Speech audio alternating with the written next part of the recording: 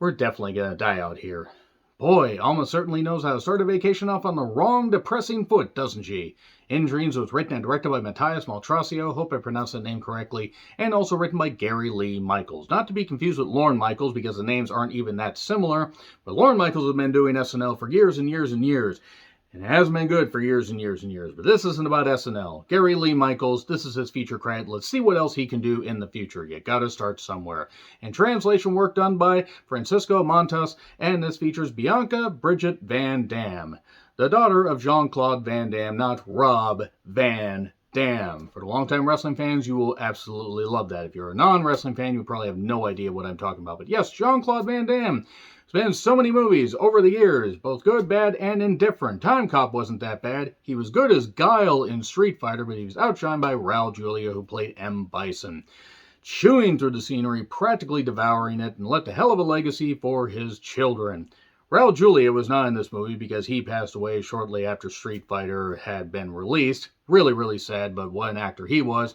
So we have Vanessa Vasquez and Chris Vines, and also a gentleman who plays the character of Sam, who made the pants too long. So you have Eddie, played by Chris, and Miss Van Dam, who plays Alma.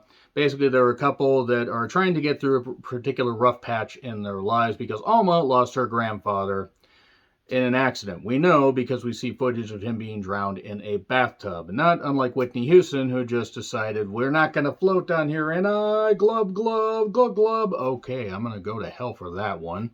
She's dealing with this a number of months later. She takes medication to avoid episodes, and let's just say it's kind of hitting a rough patch in a relationship. But Eddie is very, very understanding, almost too understanding. I wonder if you can guess where this is going. They go to a cabin in the woods, and everything seems good. Before that, they run into a cop that was a friend of the grandfather. And, oh, hey, that's my little Alma. Oh, don't worry. Just take care of yourselves, have fun and everything, and just make sure you take care of her, Eddie. Okay, don't worry, I will. And also, Alma has a therapist named Natalie that she talks about, her various problems with. The actress playing the therapist, my God, she's beautiful. Put her in more movies, please, please. I need to know who that is because she looked really good.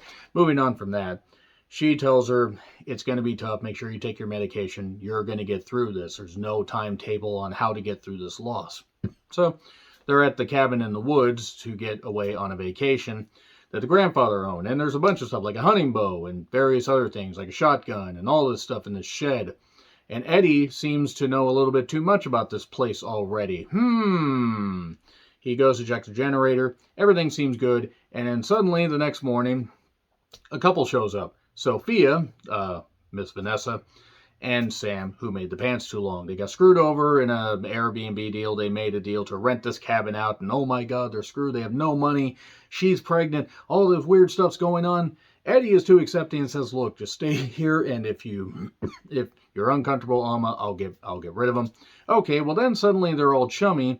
They go on a hunting trip, and Alma is kind of seemingly drugged. Her medication and alcohol, they don't mix, and she suddenly grabs a shotgun. Like, what the hell's going on with all you guys? Because a little bit earlier, she said to her therapist, hey, can you check this name for me? Because something doesn't quite seem right. Therapist is trying to call her, unable to get a hold of her, and Alma has this weird dream where she does something, and oh my God, could it actually be something she did, or is it all in her head? And then in the second act, things try to get a little bit more bonkers, and all I'm going to say about this movie is it's kind of generic. It has a few ideas that could work, but it's also very generic. It just ends up being 80 minutes of a few things. They try to human centipede together, and things that aren't fleshed out, but things that are also stretched out at the same time, and it just ends up being a mess. An amalgamation of weird things with a very small cast of not very interesting people. You don't even really have any sympathy for the Alma character, even though they give her a backstory. Everybody else they don't really give a backstory to, and you can see every twist coming from a mile away. And there really is nothing shocking about this movie. Now, it is available on Screenbox if you have a subscription. I paid a few bucks on Amazon. Why not pay a few bucks? Even if I don't enjoy a movie, paying a few bucks to do my part to support artists and, help projects grow, and maybe they can go on and do bigger and better things. It's better than pirating a movie. That's the way I see it. So even if I don't end up enjoying myself or end up thinking, why the hell did I do that? At least I spent a few bucks. This movie doesn't end up being all that good, though. The writing is not necessarily crisp. It feels very forced. The acting is really not very good at all. There's blood and dirt and a lot of darkness to the point where I think they either forgot to pay the lighting bill or maybe they were trying to make it moody, but it just ended up being kind of weird. And that's really all I have to say. There isn't a lot to this movie without getting into spoilers, and the spoilers aren't going to take very long. So yeah, it's available on Amazon for a few bucks or on Screenbox if you have that subscription. Let's get into spoilers. 3, 2, 1, and spoilers. Okay, I don't know why I did it like that, but Eddie, Sophia, and Sam, it turns out they're all in on this whole thing. And why are they in on this whole goddamn thing? Because the grandfather had an inheritance. And then that went to Alma. And Alma now is all, she's having episodes and having this kind of stuff. She has a dream sequence where she grabs a shotgun and ends up shooting Sophia in her pregnant belly. It turns out Sophia is actually not pregnant. It was all a ruse.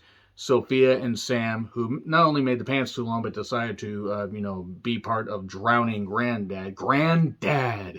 Good old Joel from Vine Sauce.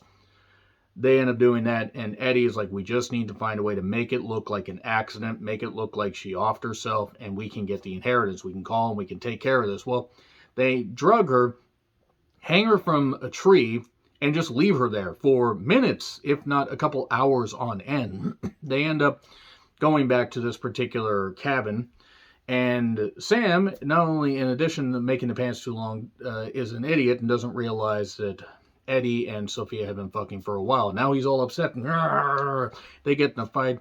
Sophia kills Sam for, again, making the pants too long, and also because Eddie's the meal ticket. But then Alma frees herself from the tree and decides to go on a killing spree of the two people. The sheriff hears about this disturbance and decides to drive up there.